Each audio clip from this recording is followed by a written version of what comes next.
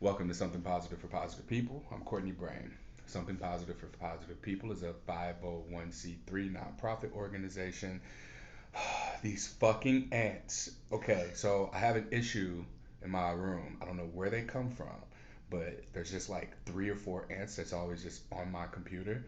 I try not to kill them. I just try and like get them away or brush them off or blow them toward the window, and they keep coming back. I am at work, probably 6 miles away from my house, and an ant just like crawled off my laptop. This is ridiculous.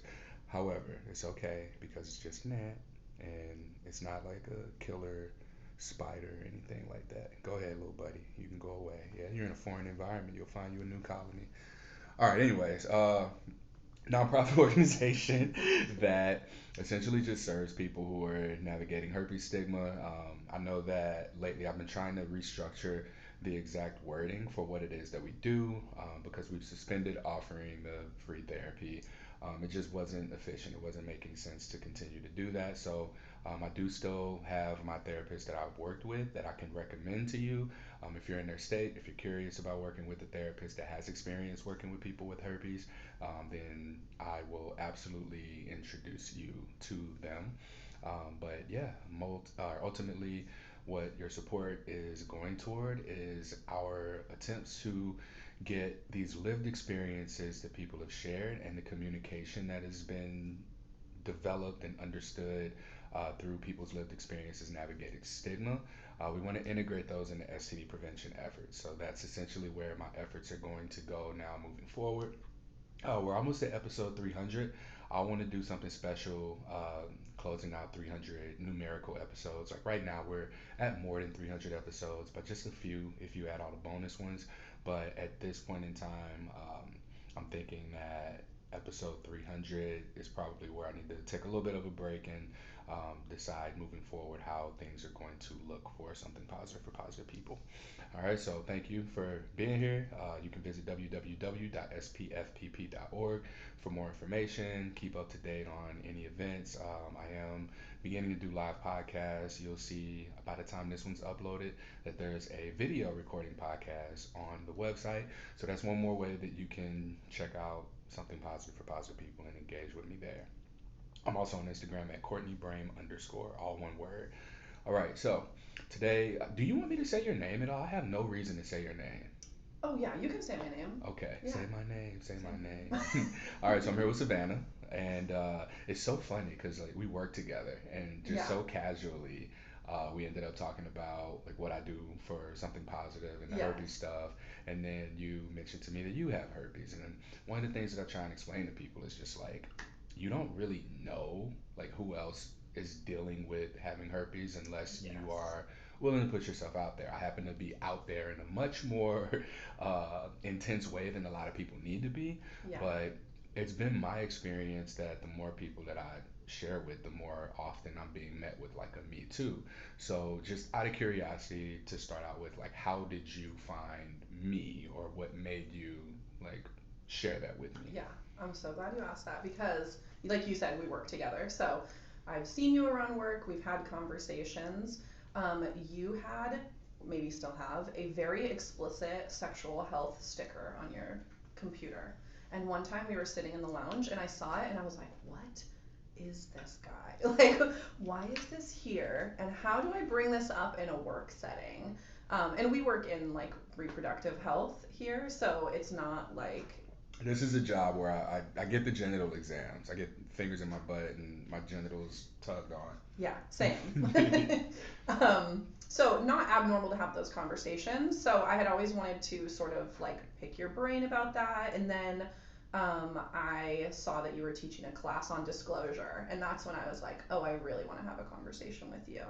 And so then one day at work, somebody else was talking to you about it. And I was like, I would like to also be a part of this conversation because I'm trying to learn about disclosure. I had been diagnosed with herpes a couple of years ago, but I was in a relationship and then recently out of that relationship, navigating disclosure not very well. And so I sort of came to you and was like, help me. Yeah. How was navigating being diagnosed in a relationship?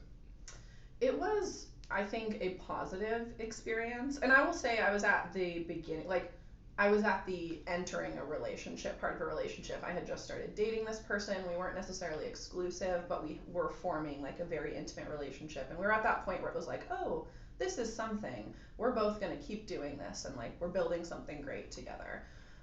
So I got herpes from them. And so it was very easy to have that conversation because they had already had an experience with herpes. But they had it orally and I got it genitally. So that was that also did bring up like a bit of that shame. That was like, will this person still want to be with me if I have genital herpes, even though they also have herpes, right? It was a very like strange. It was sort of like, I know this person will accept me and understands my experience, and I felt like I had a heavier burden of shame that then I had to navigate with them. Thankfully, it was very easy to navigate with them. Um, and they responded very positively and understanding. And I think that I got lucky in that regard, that I didn't have to deal with a lot of the sort of adjusting your life to your herpes diagnosis until now when Mm-hmm. I'm dating. Now I feel like I'm going through those experiences of like, how do I disclose to people? What does this mean? How do I keep other people safe? What's my responsibility? And I didn't necessarily need to think very hard about those things in a relationship. Yeah. Yeah. Out of curiosity, what ended the relationship? Assuming it ended. Yes, it Okay. did. It ended. Commitment issues Okay. is what I can Wait, say. yours or theirs? All Theirs, yeah. right. I have kids. They don't. It was Yeah. one of those like we're either gonna do it or we're not, and Okay. we're not. All right. It's fascinating that the commitment issues ended because I think so many people really tie in like their herpes diagnosis to the relationship Yeah, and try and make that part of why they need to stay or why they need to totally. leave or why someone left and ended the relationship. So in your case, it was like the commitment issues were a bigger issue than the herpes diagnosis. Absolutely. And I think that that again reflects the like the societal differences between having oral herpes or having herpes orally, I should say, or genitally. Like um I think that there wasn't our herpes diagnoses together weren't a thing that tied us together, and I think that we had such different experiences. And I imagine that that's because he probably had that from childhood and had constantly dealt with cold sores, and they're so much more acceptable in Hmm. our society. Like that's not really a point of disclosure for a lot of people. We didn't have a conversation about it until I got herpes. Yeah. That was really like where the conversation started. There was no disclosure around in HSV1 diagnosis before I had caught Yeah. it. Uh, this reminds me. So yesterday, it was yesterday where someone who follows me, she reached out and she said that she had disclosed her herpes status to two people, and both of these people get cold sores, but her having genital herpes was an issue. So it's not like a type thing, type 1, type 2. Yeah, It's more of an orally versus genitally thing. And what totally. I've come to realize is I don't think it's herpes itself that's stigmatized. I think it's sex that is really Absolutely. the issue because to get a virus orally that is still a nerve condition that expresses itself on the skin, the location is more of an issue than the actual virus itself. And because it's more, because it's genitally, like that person still got herpes, it's just the way that they got it makes it okay. Yeah, Even if they pass it on to you, the way that you got it going on from there is not okay because of the sexual contact.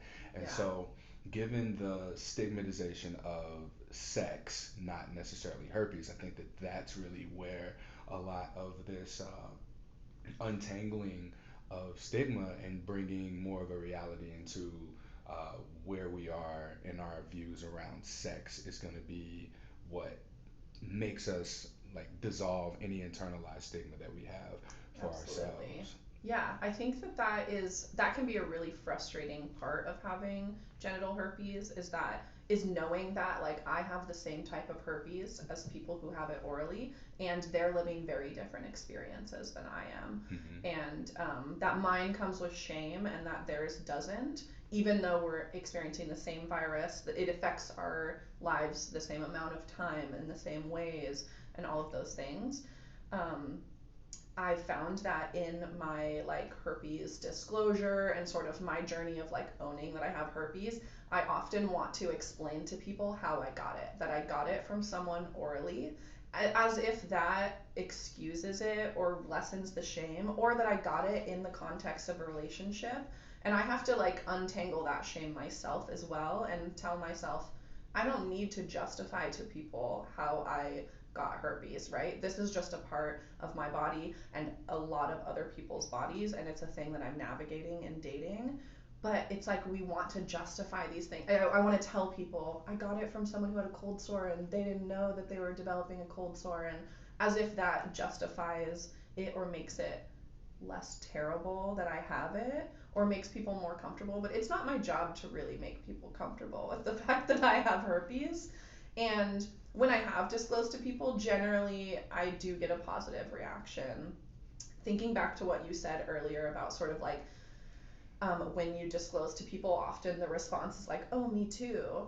I was in this environment with a bunch of friends the other day, out for like a friend's birthday party with friends that I've known for years, like spent lots of time with them, been at lots of parties.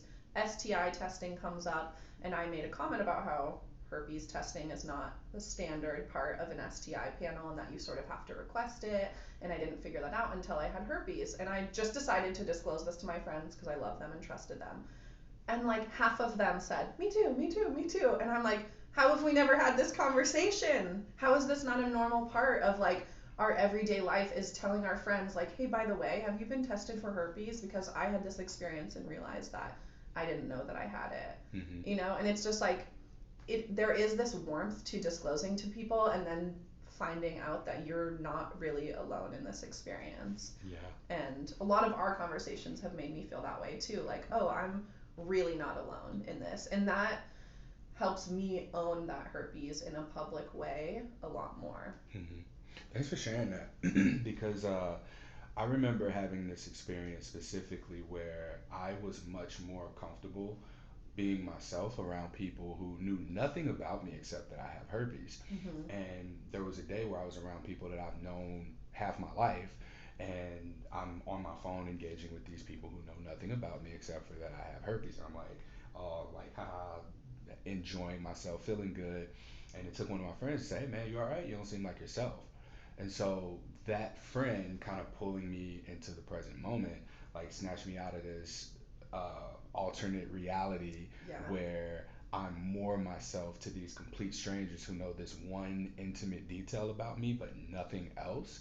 And like I'm enjoying receiving their approval, but here we are, like I'm in a room full of people that I've cried with, laughed with, fought with, Yeah. and had like real struggles with and built friendships and genuinely can say I love. And these are people who know everything about me except that I have herpes. So I kind of was at like a little bit of a crossroads for myself where it was like, okay, I can keep living these two different lives, like one where these people know I have herpes and know nothing else about me, and that's enough. And then these people who know everything about me except this one thing that I'm actually struggling with. And so Totally. you disclosing to your friends, I understand like the liberation that comes with that. I also understand where your average person may be deathly afraid of disclosing that to their friends in Yeah. fear of losing them. And like my guidance to that person who is, really struggling with this internally on their own is that if you are running the risk of losing friends because you share that you're struggling with something and you could use some support with it, maybe it's best that they go now. Like, I don't understand what people think the worst thing is that would happen to them for Yeah. sharing, like, hey, I'm struggling with this thing. Because if it wasn't something associated with sex, again, I think that's where the stigma really is. It's more sexual based than it is herpes based because Yes. so many people do have herpes. So many people don't know that they have herpes. And more than anything, I think we just don't really know enough until we've come into contact with it and we become those private investigators that we become learning Yeah. about it. Um, Absolutely. so yeah, like I recommend people take the risk of sharing with a friend because I think sharing with a friend, for as difficult as that may be, is going to give you the necessary practice to go on to disclose your status to partners and give you that kind of confidence. So while we're transitioning into that statement, I guess, like, has it always been easy for you to just be as open as you are, or have been, and speak as willingly as you have been about having herpes? I think in certain contexts it has been. I have a close family member who has herpes, so I was able to sort of have How did this. you know they had it? They had disclosed it to me years before. Okay. Um, and it was sort of like in passing. It was one of those things like, oh, I had no idea you've had that the whole time I've known you, and now you disclosed it to me, and great, I can ask you questions and learn a little bit about it. So I had this base knowledge about it, which I think is really helpful. I wasn't doing a lot of the discovering um, at the time of my diagnosis. I sort of had already had like an arsenal of knowledge around herpes. Um, and so I found it very easy to be open with the people in my life because that was the environment and like the people that I surround myself with. Sex positive people, people who talk about sexuality, talk about their own health. Um, but that didn't necessarily translate to like my outer circle of friends. That was like my really close people. It was very easy to communicate that.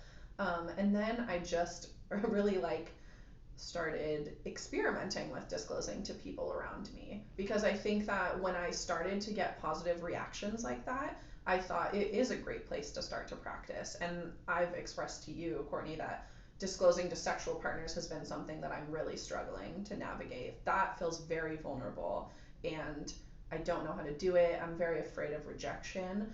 But I think that the disclosing to friends doesn't come with that sexual rejection. And so it was a safer way to sort of have those difficult conversations, answer questions that people were curious about, and get that practice without getting the rejection that comes with, like, I want to be close and intimate with you, and I don't know if you'll still want to be that way with me after this. Um, Obviously, I think this is true of all people. You don't have to disclose your herpes status to strangers for like you don't have to disclose it to people that you don't want to of you bad timing. You're all right.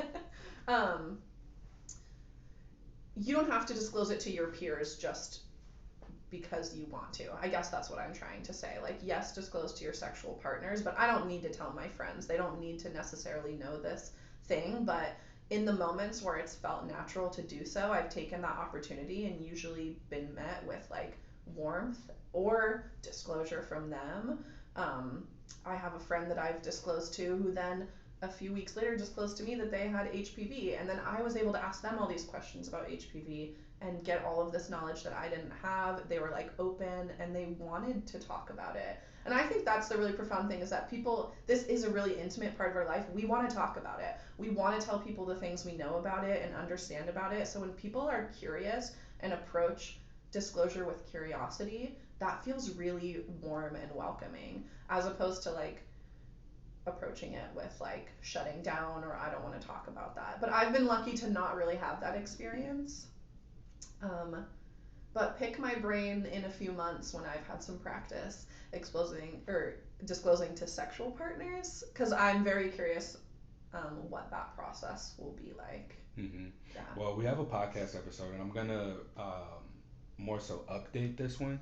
Episode 99 is called Integrative Disclosure, and it features one of my board members, Dr. Evelyn Dacker, who created the STARS Talk, which the first S stands for STI status, the T is for turn-ons, A is avoids, R is relationship intention, and then the second S is for safety. And that framework invites conversation, and that's what I use with partners, whether it be, hey, I want to have this conversation with you. It's called the Stars Talk. Have you heard of it? And we can go down the list. Or if it's just something that, like, in casual conversation that's organically flowing, like, Mm-hmm. I know that I'm touching on each of these individual things.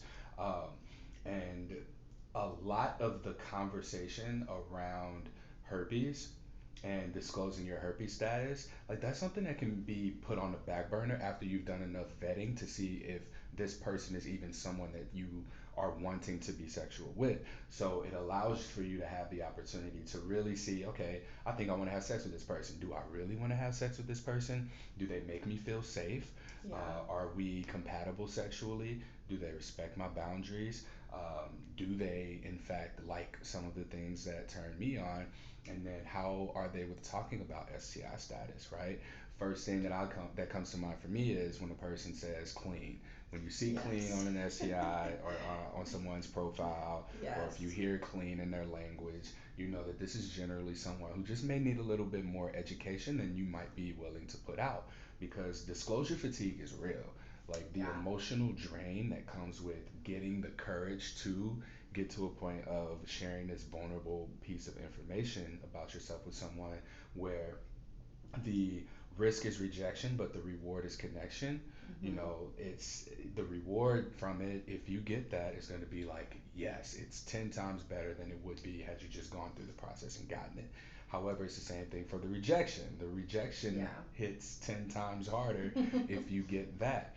So, understanding that this framework here is more of a back and forth discussion, because, like, when I think about the stars talk, the hardest thing for me to talk about has been the R, and primarily because we predominantly live in like a hookup culture, and to thrive in this hookup culture, you almost have to shut off your emotional availability in order to be available for this illusion of connection Yeah. through sex with people. And you mentioned that you wanted more than what that person had to offer in the previous relationship you Yeah. were in, and you mentioned, all right, you have kids, and it's like, if we don't do this, we don't do this. Yeah. I imagine that what you experienced from this person was a little bit of emotional avoidance or unavailability. Is that accurate? Yeah, definitely. And I think yeah, nobody wants a partner who's unavailable to them. And I think that I love that you have framed this in so many of our conversations that like disclosing is an act of vulnerability that leads to connection. Um, because it reframes it in this positive light that like when I am giving intimacy to a person by disclosing and allowing them to like give that back to me, and then we can move forward on the same page, as opposed to me worrying so much that they're going to reject me. And like you said, like that rejection is a signal that that is not the person that I want to be being intimate with. And that's true across the board, not just around STI status, but like you said, relationship intentions, desires. If I don't have a partner who can navigate those conversations with grace, then I probably don't want to be having sex with that person, because I want them to also be able to navigate conversations around boundaries and limits and what sort of relationship we're having. And Hmm. I like that. I love the stars framework, which I haven't used, but I'm going to, um, because it sets the stage for a large conversation and not a herpes conversation, right? The conversation isn't just about my herpes, it's about our overall like framework of our relationship and how we're going to move forward. And I love that that includes a small part that's STIs and like gives room for the other person to also disclose their STI status. Yeah, it when a person's diagnosed, I've seen so many people prioritize herpes, and in their prioritization of herpes, their status, their diagnosis, disclosing to partners, like we become private investigators to the 10th degree Yes. in trying to figure out ways around having to disclose, Yes. ways around having to deal with outbreaks or having to deal with symptoms, or even ways to not have to think about this altogether. Yeah. And there's this potential for avoidance to come up. It's like, okay, I'm going to immerse myself in herpes information, and I'm going to make all these lifestyle changes in order to accommodate so that I never have to deal with herpes. The reality is that herpes does not exclusively represent itself. What it represents is usually something that may not have been physical, perhaps like a misalignment between behaviors and beliefs. Perhaps it's something with our relationship to sex, our relationship to relationships, our relationships to ourselves. And that's something that I've learned, and I use this example for myself. It brought up my relationship to avoidance and whatever commitment issues that I had, because now, if I'm going to be with someone, I now have to offer to them, you know, this invitation for emotional connection and intimacy, because this might be the first time that they had to think long term in terms of how, oh, if they have sex with me, they might get herpes. And if Mhm. we don't work out, they now have to do the same thing that I just did, which was a very difficult thing. Yeah. Despite how easy I make it look, that's not always the case. And Exactly. people aren't always prepared for that kind of dialogue. They're not prepared for that emotional vulnerability. Because again, if we're going to survive in our hookup culture as it is, we have to preserve some of ourselves because disclosure fatigue, dating fatigue, all of this, like there is so much emotional drain that comes from being able to connect with people. Yeah. And if you're looking for a fulfilling relationship, then you're gonna have to put yourself in a position to really be emotionally drained.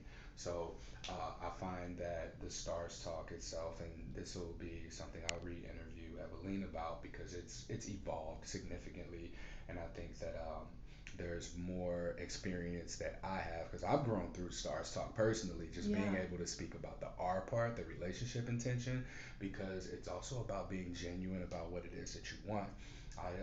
One of the things that I've had to ask myself is, what do I want?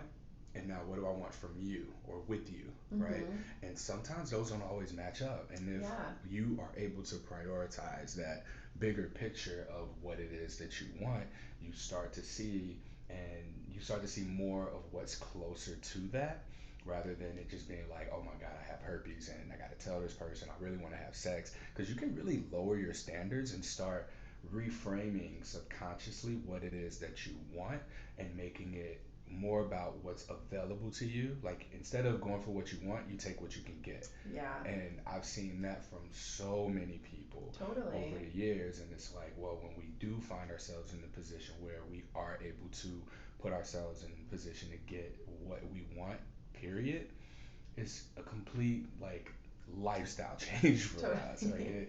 it gets us out of this mindset. I don't want to necessarily say scarcity mindset because on one hand, yeah, like our options are limited. We don't have as much sexual freedom Yeah. as we had before we knew about our herpes status. So now we run the risk of a person not choosing us for this reason rather than it being because they're just not attracted to us or they're Yeah. seeing someone else, right? Now, there's also this category of having herpes and needing to have that conversation.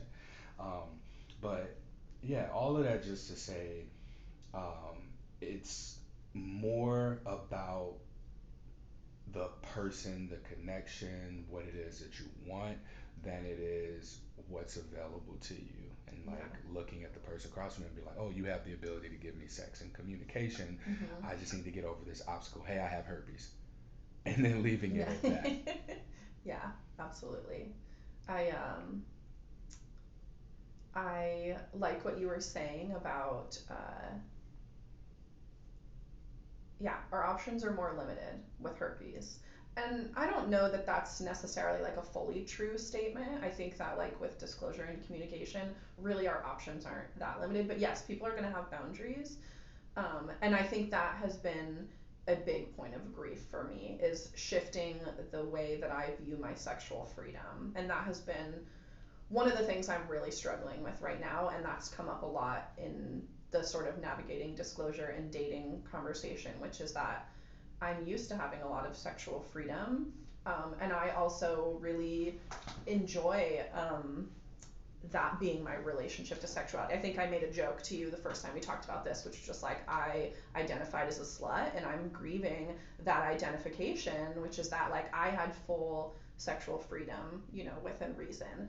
And now I have this hurdle to navigate if I want to continue to have that type of sexual freedom. And it's going to be a hurdle. There are going to be people who will have the boundary that's like, you know, that doesn't work for me. And that's okay and something that I have to accept.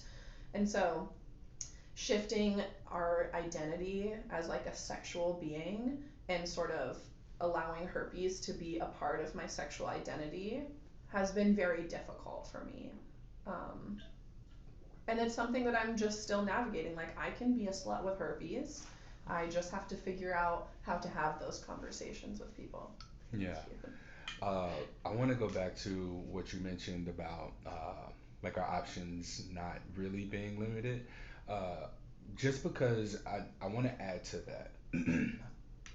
a lot of times it's in the delivery as well, Mhm. because one thing that I struggle with is in dating. Like my biggest insecurity in dating, especially for like a long term relationship, is when you Google my name, herpes comes up. Mm. And that is always going to be the case. Yeah. You know, you'll see my dad, you'll see this woman that's my age with the same name that also happens to live in St. Louis, and then you'll see me and herpes, right? Yeah. These are the three things you're going to see. And so I've dated people in the past who have not, who I've kind of had to hide this part of myself, Mm. you Mhm. know, from. Yeah. And I got better at doing that. You know, like their families will ask, "Oh, how was your day?" And I would just be like, "Oh, that's right, you don't know." So, Yeah. I did this thing today, and it's just like a repression of self. And you mentioned like going back to our identities as well. You know, I identify as somebody who generally just I love what I do, and I'm Mhm. in a place where my passion and career overlap, and I significantly like this is a significant part of my life, like a Yeah. huge part of it. So for me to have to minimize myself for partners, like I've gotten out of those relationships and I'm never going back into those relationships, which means now, yeah, I got herpes, which lowers my value. I'm using air quotes when I say lowers my value, just so y'all know. Um, but the fact that I'm so secure in that, I've recognized, that bit of being able to communicate about that and talk about like what I've learned from it, the communication skills that I've acquired, and having Yeah. to know what I want. These are things that partners have like really embraced about me. They've been like, "Oh Yeah. my God, like I love that you're so open about this. I love that you're so willing to talk about this." And Yeah. that's been something that stood out for me personally.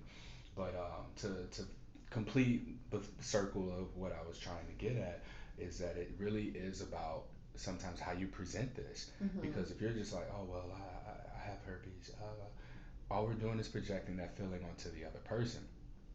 And the insecurity that I had about, not being able to just fully be myself, it didn't really have, it had more to do with being in a relationship with someone who sees me and sees like herpes aside, like I am very passionate and Yeah. enthusiastic about what I do, and I'm very much care about what it is that I'm doing and the people that I do it for.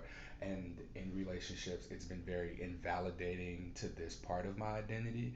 And one of the things, like I started this whole podcast because of people wanting to end their lives because Mhm. of their herpes diagnosis, and I've learned over the years that it's not sadness, it's not a loss of control that makes people want to commit suicide. It's this fear or this invalidation of identity.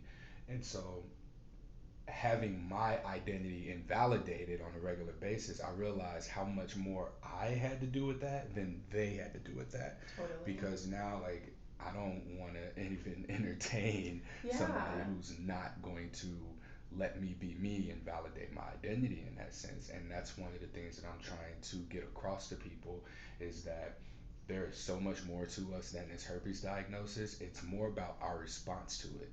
Life is about what happens through you, not to you. Herpes is something that happened to you.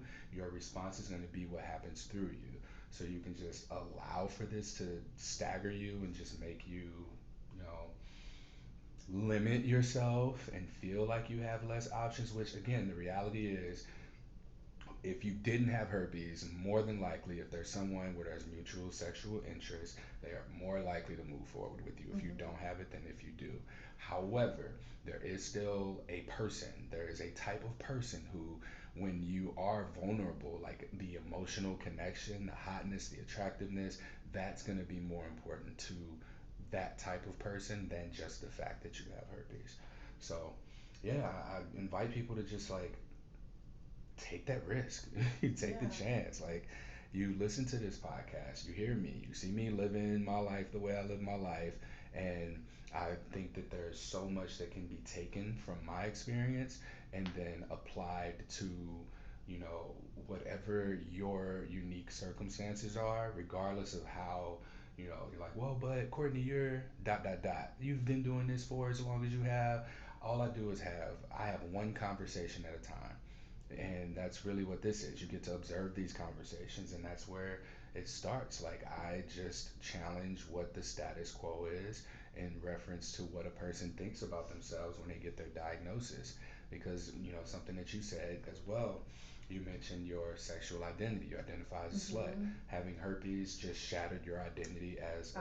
Absolutely. And you Yeah. had to decide, okay, well, aside from my sluttiness, who am I? And being able to repiece that together, including your sexuality and not like exclusively making it about your sexuality. Like, that's been what your healing process Yeah. has become. Yeah, and that's been a difficult, like, to kind of touch on what you said, we all want to be the most embodied versions of ourselves, and when you have herpes, that is part of who you are now. And so I still want to maintain that identity, but I have to also embody this part of myself and allow that to be part of my slut identity or sexual identity just in general.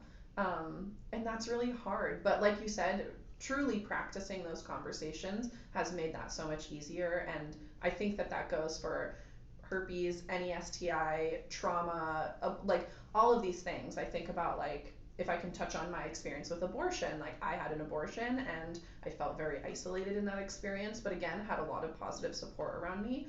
And it wasn't until I started just openly disclosing it or talking about it in normal conversation that I realized how comfortable people were with it or what their experiences were with it, or I was met with this warmth around my experience. And I think the same is true with herpes. When I've taken the opportunity to disclose it to people, you get those positive reinforcements that are like, oh, I'm creating a community of people who love the embodied version of myself, and that's who I want around me. And I think that it can be really hard to be rejected and to think about losing people you love or losing people you're sexually attracted to, or you have sort of maybe projected some sort of relationship or idea onto them. But you want community who love the most embodied version of yourself. And I think that, yeah, practicing that is the best way to get there. Yeah. You bring up a very interesting point about having had an abortion and this experience with herpes kind of being similar because you share this vulnerable bit of information and you're going to be met with either rejection or acceptance, Mhm. and the in between is like curiosity, tell me more, of Yes. course. Yeah. But there's going to be the potential for me too, there's going to be the understanding, there's going to be the, oh well, I know someone who's dealt with this before. And Exactly. there's so many parallels there. And there's still like the shame around it, the shame around having herpes, the shame around having an abortion, and Yeah. then to be just met with the love that you received. You have to be willing to put yourself in the position to be rejected and to be Absolutely. shamed. So yeah, I often say, herpes is a traumatic event, like an STI diagnosis is Mhm. a traumatic event. And how we respond to that traumatic event, this is an adversity. So when we face this adversity, we can either run from it or we can run through it, and feel through it and figure out what there is that's coming from it that we can take away and integrate into our day-to-day lives so that we can move forward through it. Um, I speak about the fight, flight, freeze, fawn trauma responses, but there's also what I'm seeing consistently is like a forward response, just being able to take the same energy that you would have, that intensity of being in fight, flight, freeze, fawn mode, and then just going, okay, I've been here before, I know what this is, here's how I'm going to direct that energy. Mhm. And we have the opportunity to do that. I think that this podcast itself is a trigger for anyone who's diagnosed with herpes. And there's a sense of peace and calm that comes from it once you work through the trigger. Because I'm talking to people who have been sexually assaulted and gotten herpes. I'm talking about to people who have attempted suicide, who have Mhm. suicide ideation. I'm talking to people, on the other end of the spectrum who have healthy, loving relationships, who were just not told, who are not telling people. So the full range of potential triggers is present in this space and on this podcast. And we need these experiences to be able to be put into a place safely so that we can learn from them. And being able to learn from them, we're able to expand our own range of the potential to communicate and be communicated with along the way of just navigating this. Mhm.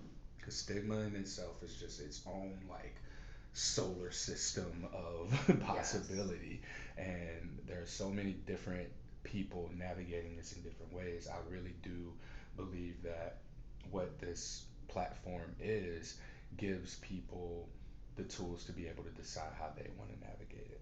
Mhm. Yeah, like I said, I've been listening to some of your past podcast episodes. Which I'm so glad you did, because episode 271 is titled Take the Headphones Out.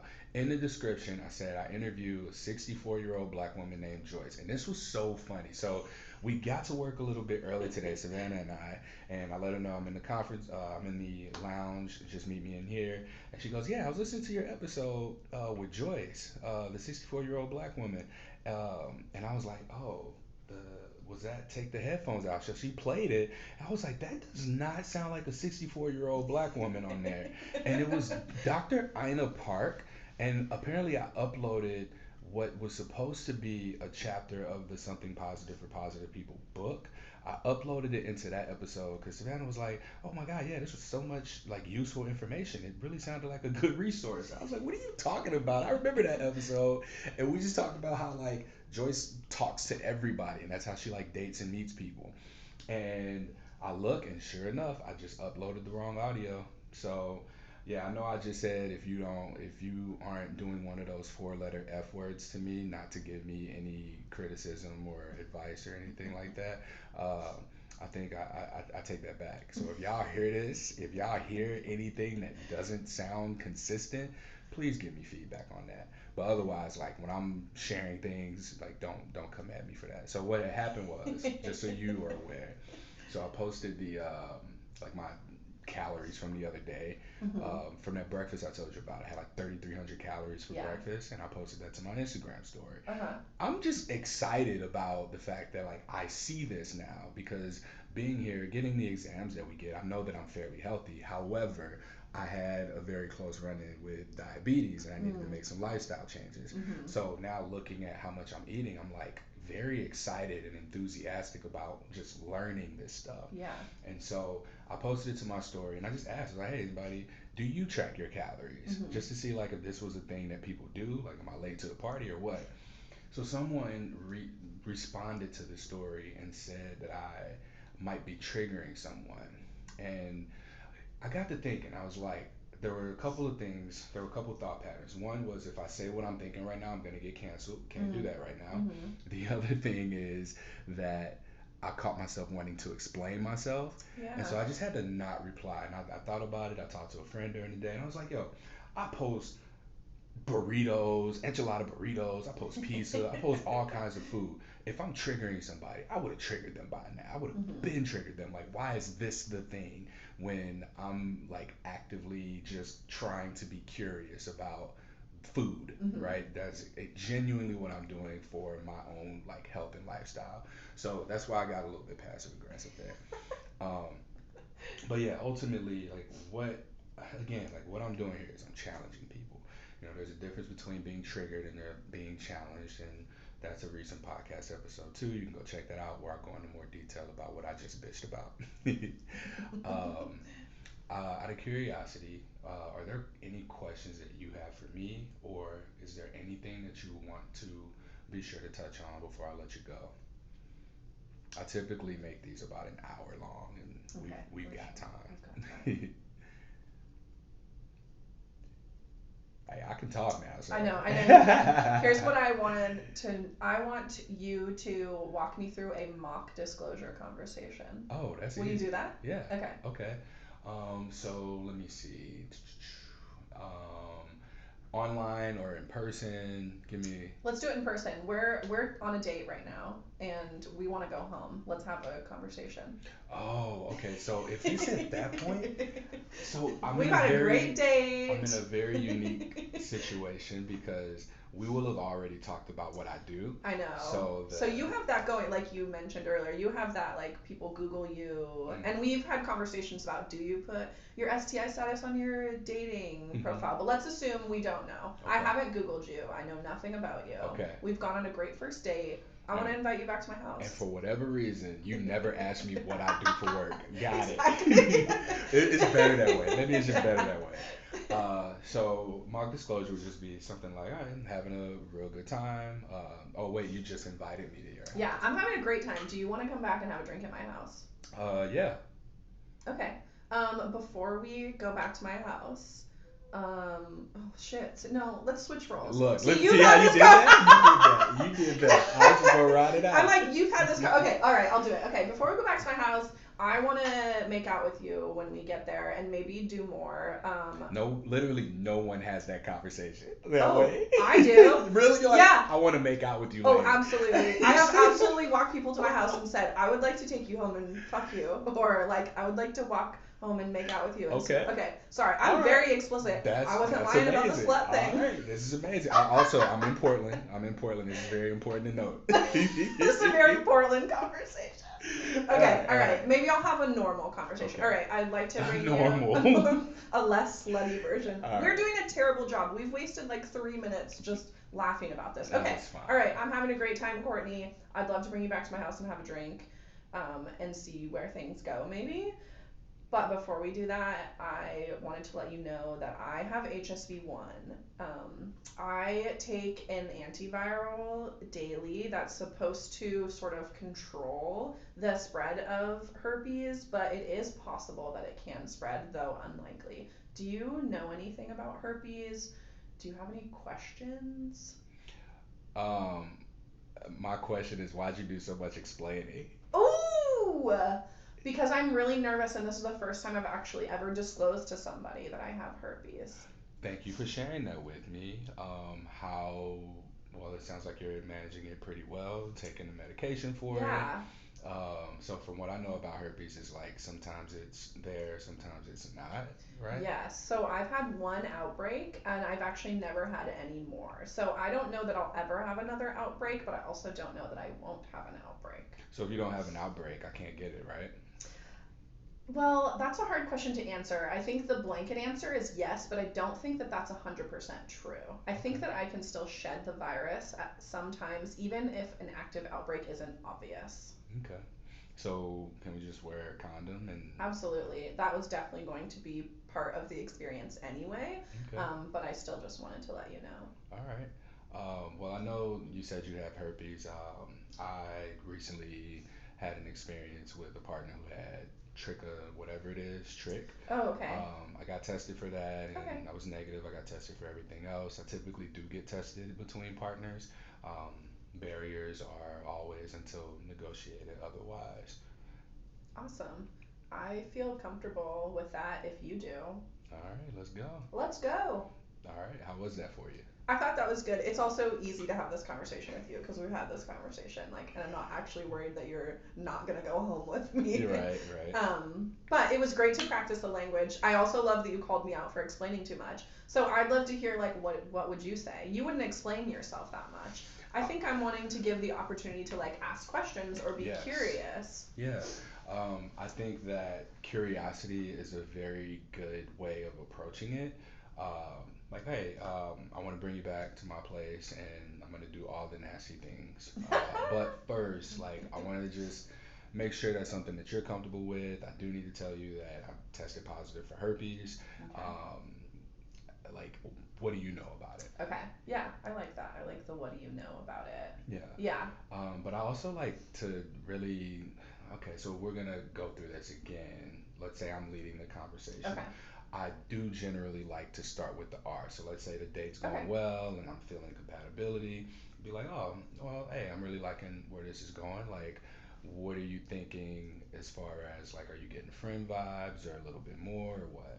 I think definitely a little bit more. I just got out of a relationship, so I'm not interested in like jumping right back into one, but I think that I would love to explore a sexual relationship with you, maybe more. Okay. And what I just heard in that was okay, short term. So if we're looking at the R, you saying what you said, like as the leader of this conversation, one of the main things is going to be okay, is it short term or long term? Is Yeah. it sexual or non sexual? So you just basically said it's sexual and it's probably more of like a casual thing, Mhm. probably with potential for long term. If I need more clarity, I would go for more clarity. Okay. But now knowing that, my response could generally be, oh, okay, yeah, that sounds good. That's along the lines of what I was thinking.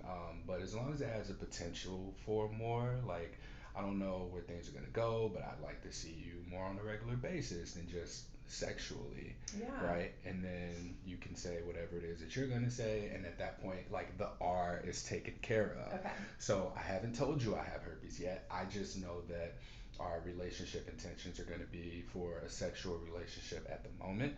So from there would be a matter of maybe talking about turn ons, right? Mhm. So finding out like on an extreme level, like should I not say certain things to you? Are there certain ways that you do or don't like to be touched? I would probably offer like don't touch my ass unless I'm just out of the shower, right? Okay. Like Yeah. something like Yeah. that. Mhm. Or just being able to speak to whatever avoids there might be or whatever potential turn on. So conversation gets a little hot and heavy at that point, and then Fun. it's like, wow, I really like see this going somewhere. Yeah. Um, so just out of curiosity, we got the fun stuff out of the way. Now we got to get the business taken care of. So I work in sexual health. I typically get tested every 3 months or between any partners where we don't use barriers.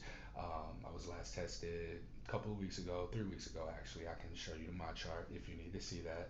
I was tested for HIV, chlamydia, trich, gonorrhea, the hepatitis, which apparently are going around right now, Mm. and all of these came back negative.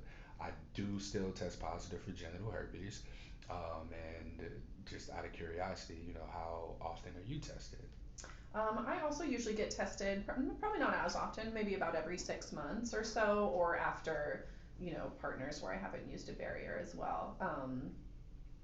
And I also test positive for herpes. Oh, all right, let's go. And Mhm. that's like how this can go. It can Yeah. be that smooth. Um, I have a question though. So you started with relationship intentions, which is great. And I also love that like that leads to having this sort of like positive and like hot and heavy conversation. Like, are we on the same page with the relationship? Are we on the same page sexually? Great. Now we gotta get this like STI thing out of the way. But does the conversation you have in relationship intentions alter how you disclose herpes, or are you having the same sort of disclosure conversation? Like if I said I wanted a long-term relationship, would we have a different it would be conversation? a different conversation, Okay. yes. What might that look like for you? And that would depend on the intentions of the person. So if I ask you, like, let's say my intention is for something short term, if you tell Mhm. me you want long term, then it would probably be in my best interest or your best interest, at least, for me to be honest with you and say, hey, well, that's not, what I'm looking for right Yeah. now. Like, I understand that you want a long term relationship, but for where I'm at, I don't know that I'll be able to give that to you. Mhm. So, um, with that said, like I would still like for us to continue to date, have enjoy the rest of the night, but I want to be transparent about what my intentions are, if in case that's something that doesn't align with you. Okay. And But then, that wouldn't change how you would disclose. Well, I guess you well, wouldn't if really we're disclose not, herpes. yeah, if I we're guess I not mean gonna if move we're both on forward, the same page that we're wanting a long-term relationship. yeah. So if we're both on the same page with that and we want to take things slow, because that's sometimes what people would want to do, Mhm. there's no need for me to say anything about herpes in that moment. Totally. But I think that it's something that could impact your decision. Like one Yeah. of the things I used to do was say, hey, I like where things are going and I know that I'm a very likable person, so before you fall madly in love with me and that alters your sense of judgment, I need to tell you I have herpes. Okay, I might steal that script exactly. That's very It's fun. like, yeah, it's I fun like and being playful, kind of yeah. fun and confident. I think when I was taking a turn practicing, I led with no confidence. And Nah. I think that like when I like I've said disclosing to my friends, it's like I am confident. I'm saying like, by the way, I have herpes. And I think that I could bring that energy into a disclosure conversation, which sends the message like I'm comfortable with my diagnosis. I have information to share with you about it. Mhm. And I think that like I know this isn't everyone's experience, but my experience with herpes is that it's been a very easy thing to live with. It doesn't affect my day-to-day life. I'm not, sort of like my life hasn't drastically been altered because of it, and I think that that's the energy that I want to bring into disclosure is that like this is just a thing that I have to tell you to check a box. It's not a thing that's going to deeply impact our connection because I'm comfortable with it and I'm managing it. And I think Exactly. that I like hearing you sort of like find cute, fun ways to disclose, and I would like to try those. Yeah. And then we didn't touch on, I wouldn't make sure to touch on the second S, which is just safety. So like this can be anything from physical safety, emotional safety. Like I'm gonna let someone know where I'm going. Like, can I have your address so that I can let my friend Mhm. know where I'm at? Okay. It could be something as Nice. simple as after we have sex, I would like for you to not get up and leave. I Mhm. would like to cuddle for a Yeah. bit. It could be even something along the lines of the relationship. Like for me, I would probably say like being a black man who also dates outside my race, it would be a matter of understanding like some social awareness cues, Mhm. and making sure that whoever this person is that I'm with is on the same page about that kind of stuff too. Yeah. So the safety is more encompassing of elements outside of exclusively sex. Okay. Yeah.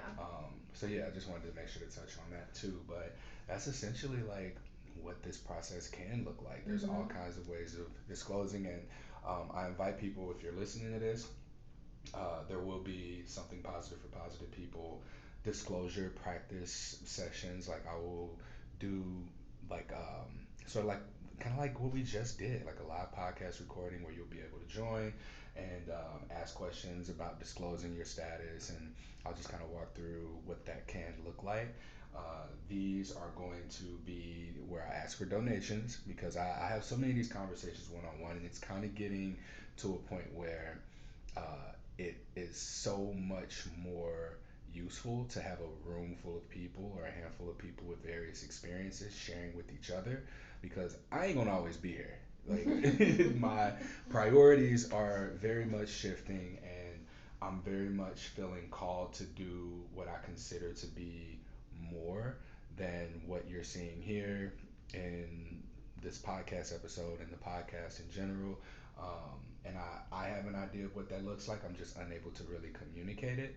So I would like for us to be able to get people to a place where they're more confident in their ability to share their status with other people and to be able to go through their process of healing, because I mentioned identity validation. Nobody can validate your identity like your friends can. I'm a complete stranger. Like I'll look through your Instagram page when you reach out to me. I'll ask a few questions and get an understanding of who you are. But ultimately, the person that you were 10 seconds before you had an inkling of possibly having herpes is still there. They're still that person. I can't always validate that, but your friends can. You just have to be willing to give them the chance to. Is there anything else that you would like to share or ask? I don't think so, and I'm really excited to go eat a hamburger Oh downstairs yeah, before go we go get to you a work. burger. Go get you a burger. All right. That concludes this episode of Something Positive for Positive People. Please like, rate, review, share, and subscribe to this podcast. If you haven't already, please go do those things. If you haven't, please donate. You can visit www.spfpp.org for more information on that. And I mentioned I'm changing up the mission statement and what the nonprofit itself does. This is, in fact, the sexual health communications platform where we will be integrating what we've learned over the last 6 years into STD prevention efforts. So, your donations are going toward my efforts of that and continuing to maintain the usefulness of the resources that Something Positive for Positive People does provide. Love y'all, appreciate y'all, and yeah, you will hear my voice next time. I ain't gonna say I see y'all next time because I literally don't see y'all. So, peace out.